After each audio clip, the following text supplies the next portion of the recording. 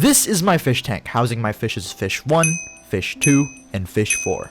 They live in this 10-gallon aquarium that, I'll be honest, I have kind of let go over the past few months. It's had overgrown algae, it's got lack of plant growth, and it's overall devoid of any sort of good thriving life. And I wanted to change that. So here's a container which we're going to use to make an indoor pond.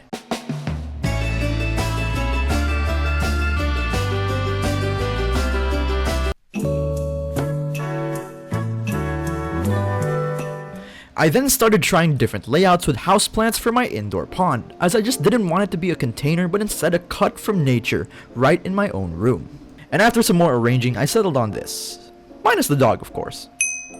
Next, I wanted to transfer the water and fish to a temporary container. You might think to yourself, what tool would I use for this? A siphon? A bucket? Well, let me introduce to you the great plastic container. Sturdy and lasts hundreds to thousands of years. And it holds as much water as your coffee mug. So I got started on my task and started pouring water, shoveling water, pouring water, shoveling water, pulling water, shoveling water, pulling water, shoveling water. You get it. This is the type of things you won't see any other channel, man. Please subscribe so I can buy a siphon, please. Now that the rocks were out, it's time to get the inhabitants. First off was the featherfin catfish, known for its, well, fins, and also it does a unique sound whenever it's irritated or nervous or something, I don't know. And next off was my pom-pom crab, which really surprised me because honestly, I have not seen this guy in over a year. He's been hiding in the rocks and I thought he honestly got eaten or died, but well, it's a pleasant surprise to see. Next off is my Siamese algae eater. They're kind of a algae grazer and they're just pretty cool fish that fly around the tank. I have 2 of these, so just pretend I did 2, and yeah. Now that all the animals were safe, we just needed to get 1 more.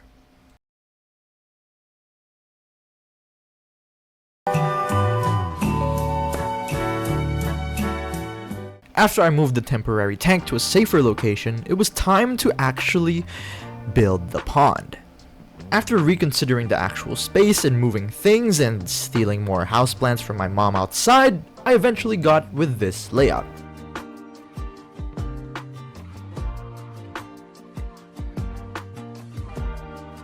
Next up was transferring the substrate using my trusty tool. To be fair, unlike water, there's not really any other better way really, unless you guys have some sort of device so, this one's fine. This one's cool. Now that all the substrate was in the tank, I also added the rocks and just made a random rock system. But now it's time to pour some water. I wasn't gonna fully drain all the water and just shove all the fish there. I just wanted to have a lot of the water there because it has the beneficial bacteria needed to, support life in the tank. After that was done, next was to put fresh water directly from my sink to my tank using a metal pot. It's different here, bro. It's different. Pots? Containers? We don't use any of that fancy things. Just straight muscle. It's not one of those automatic water systems you see in all those, Fishkeeper 1 million tank videos, but, it's something anyone can do at home and shows that Fishkeeping, anyone can do it. And as long as you try and be creative. Well, I don't know how creative this is, but... I then started unwrapping these new plants I bought. Honestly, I forgot the name. I just pointed at it. It looked cool. They said it grows easy, so yeah, I then added it to my tank. I then let the tank sit and settle overnight before I put any fish or crab in it. It was now the next day and a new day for my creatures to find their new home, finally. I then worked on unboxing a new filter for my aquarium. I knew it needed a bigger filter because it was a bigger tank and would have more bioload with the animals I was planning to put in it. So I went to my local fish store and got this little baby. It's pretty cool, nice and, aesthetic, and yeah. Overall, a good purchase and would help a lot in filtering my tank. Here's me installing it, and then after waiting around 30 to 40 minutes for it to, suck up the water properly and create, I don't know, to be honest. It creates something, like a vortex or something that pumps up the filter in the water, but after some time it was working properly.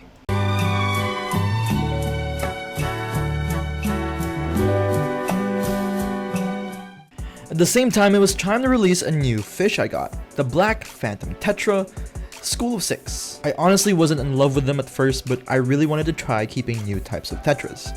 After giving them some time to acclimate, I'd recommend about 1 to 2 hours or so, it was time to release them.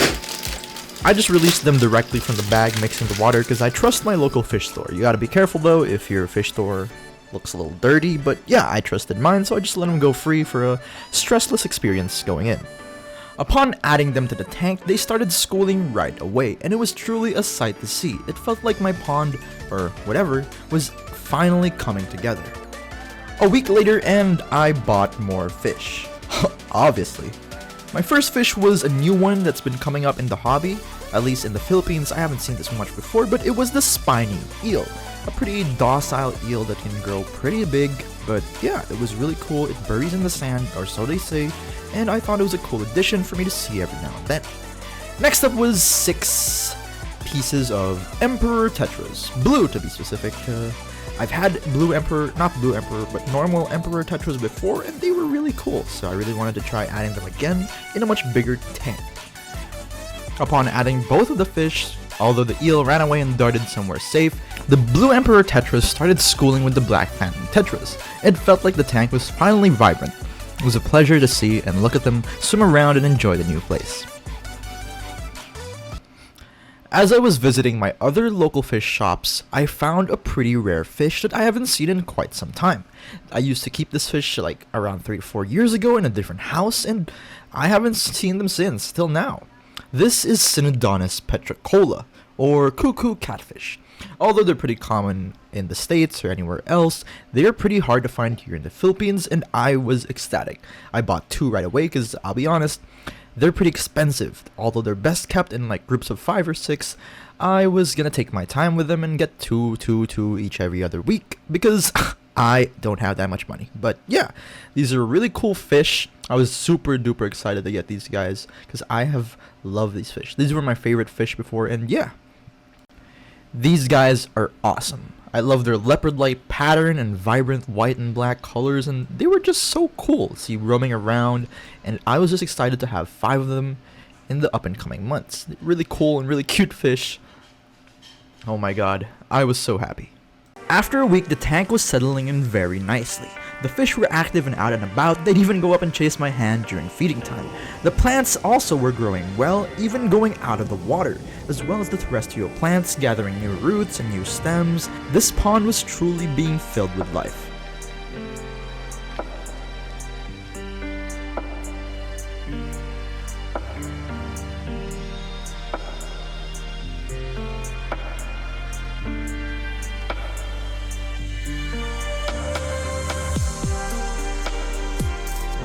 One problem though was that the featherfin was being too aggressive. When I first bought it, the guy told me it wasn't aggressive at all, but then it started suddenly chasing my other fish and trying to fight them or nibble at them. So I had to make a tough call and put him in his own aquarium for now.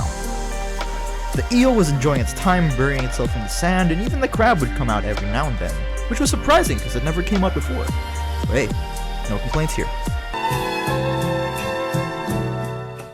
Fast forward a couple months, and this tank has totally changed. Although I enjoyed how it was like before, I wanted something more natural and gave more for the fish. So I added branches and almond leaves, switched up the rocks, which indirectly added tannins in the water, but honestly, I didn't mind the look. Seeing them in a more natural setting as they swim through the branches, hide through the leaves, felt like I was looking down at a creek, with the amazing part being it was right here in my own home. Although I don't get to see the eel or Synodontis catfish a lot, it was really fun spotting them every now and then as they peek around and go through the foliage or the branches or search for food. It felt so much more natural, which was what I was really trying to emulate and wanted to see when making this tank. I also added 9 Julii corridoras, and they've just been a pleasure to watch. They're constantly zooming around the tank, surfing, they're not shy at all, and it's glad to see some more activity in this tank. Overall, I'm really happy with how this tank or pond came out. Every day I'd spend at least like 30 to 20 minutes just staring at all the fish, looking around, seeing if I can spot any others that are hiding down in the leaf litter or in the rocks or whatever. It's a nice slice of nature in my own room, and yeah, it was pretty easy to make. You just need a container and just buy the materials.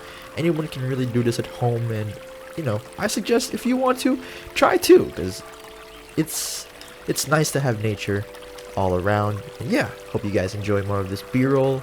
Like and subscribe, and maybe I'll give you guys another update soon.